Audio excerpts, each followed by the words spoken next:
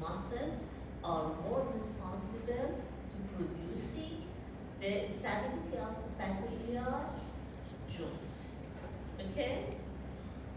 Any condition that disrupts this stability may providing pain and discomfort for the patient. Look at the articulation. I talked about form closure.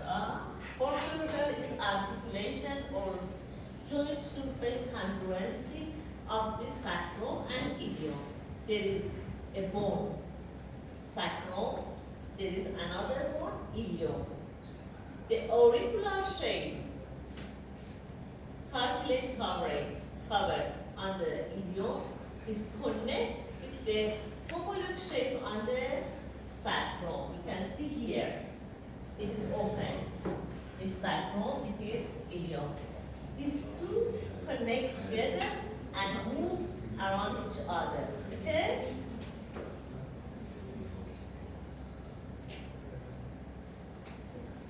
There is many differences, different shape of sacrum in different body structures.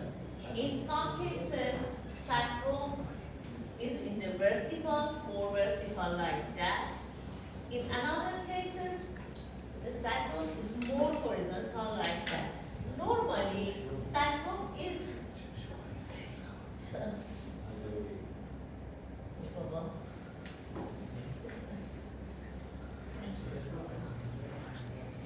normally, sacrum is a little oblique position. It's normally. Do you remember in the first session, I think, I talked about the dynamic and static vertebrals? Do you remember Delmas index? Delmas index, I think that we measure the length in bending and curves. And curves. They have curvature curves or three dynamic curves, cervical, thoracic, and lumbar, the spine. And based on the exaggerated of this curve, the spine is nominated as static or dynamic. You can see here that when the curves of the lumbar are exaggerated, the position of the sacrum should be more horizontal. If the curves of the lumbar are decreased, the position of the sacrum is more vertical. This is the differences of the different persons. Look at this. It is a sacrum, normal sacrum. From the lateral view, you are looking to it. Okay? It is the first sacral vertebra nominated as S1. That in junction, it has a junction with L5. Okay? The position of S1 is in this position. It is an oblique condition. So, do you remember that I told you the weight of our body from the head comes toward the L5 S1 and it reaches to this area that it is the oblique. Look at this picture for better understanding. Okay? This vector is weight of our body. In this area, because this area is surface is oblique, it should be divided to two perpendicular arrows or force.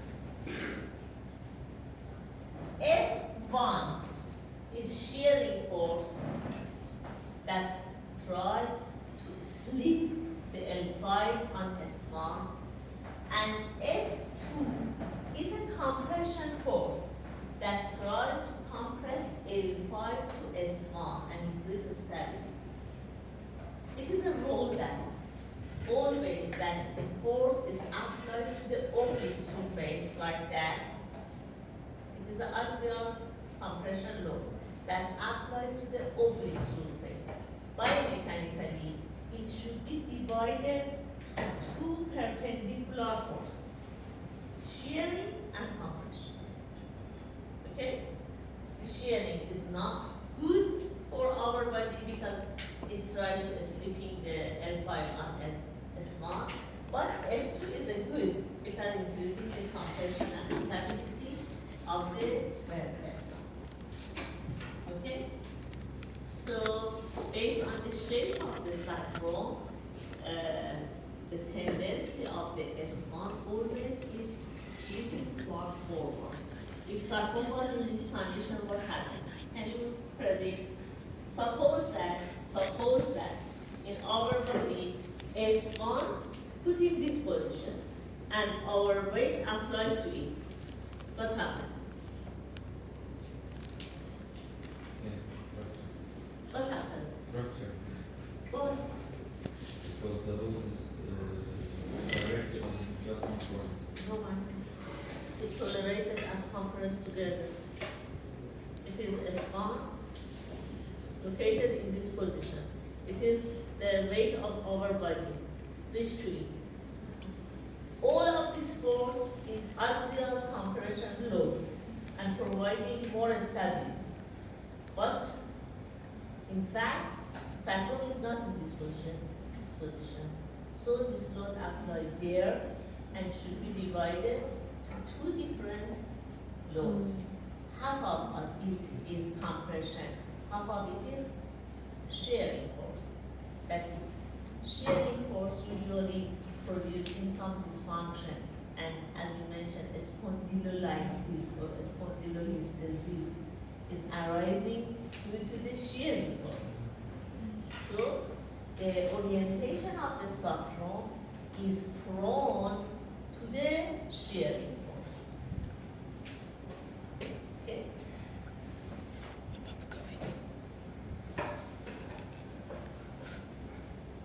As mentioned before, there is too many ligaments. All of them is anatomy. You should use them. Different layers in anterior, posterior part, different layers of ligaments. That stability of the sacroilium is exactly related to these ligaments.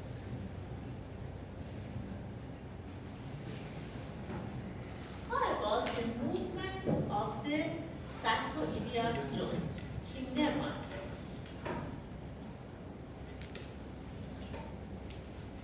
Sacrum, as mentioned before, is hanging between two ilium.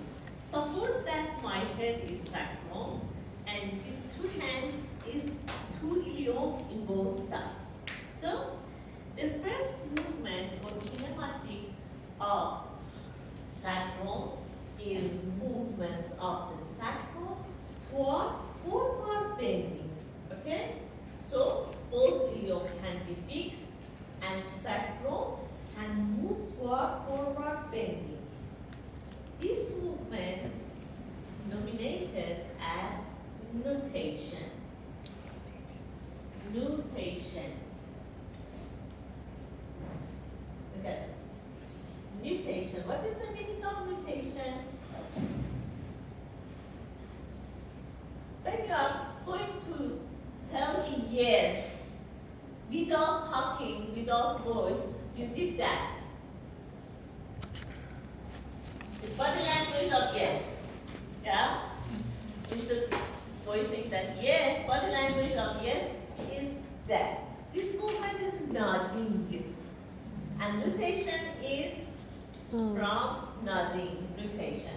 Sacrum, tell yes, nutation. Articulation, but nutation is the name of it. In contrast, sometimes sacrum likes to say no, counter-rotation. Ilium are fixed in both sides, and sacrum moves backward. This movement is named counter-rotation. So, two main movements of the sacrum will be accurate. Rotation, counter-rotation. What is the result of this movement? What is the result of this movement? It is very good question. I need too much time to explain it. There is a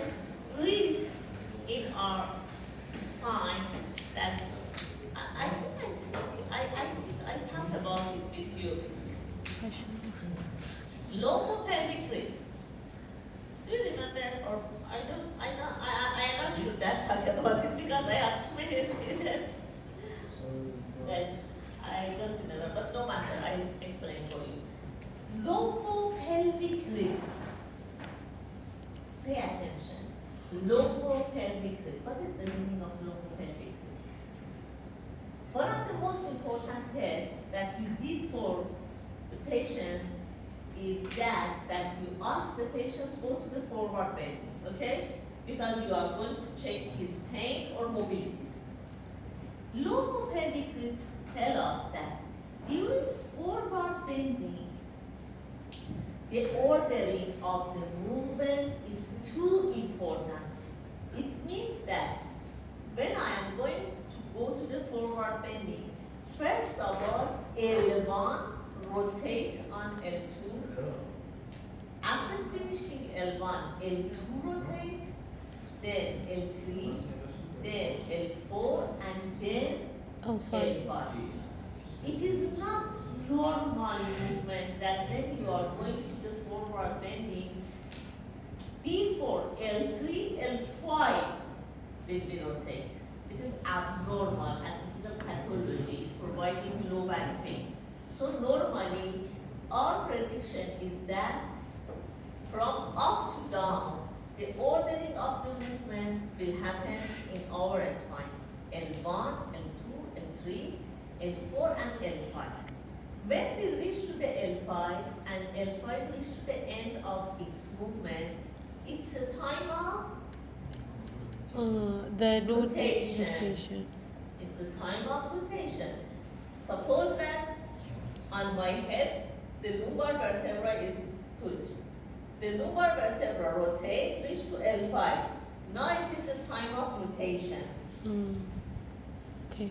Rotation should be down and reach to the end range of rotation. And after that, it is now the time of ilium to rotate. Both of the ilium should be rotated. At Okay? the same Okay. time with sacrum. No, after that. After sacrum. First sacrum, Then then ilium. Look at this. I go to the forward bending. Lumbar rotate, finishing the rotation of L5, rotation, finish, and then Ilium. ilium. And finally hip joint.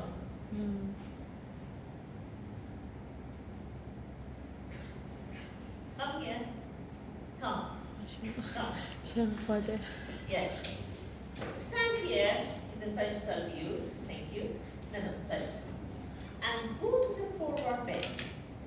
Reach your hands to the ground. Go.